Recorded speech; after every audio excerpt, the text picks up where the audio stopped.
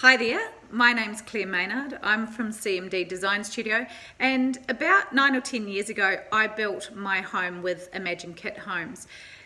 The reason why I chose Imagine was I had the opportunity to actually visit their factory and see the process from start to finish.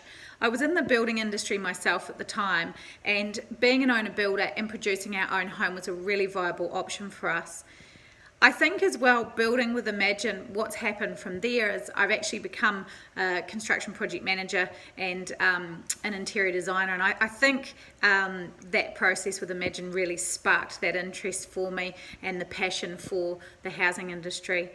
I have no qualms about recommending Imagine to produce your own home, and I felt that the process was really easy and worked directly with Keith every step of the way.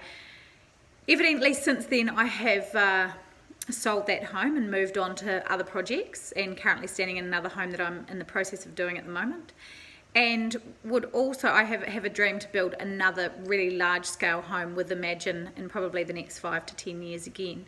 I hope this helps you to make a decision, whoever you may be, and good luck.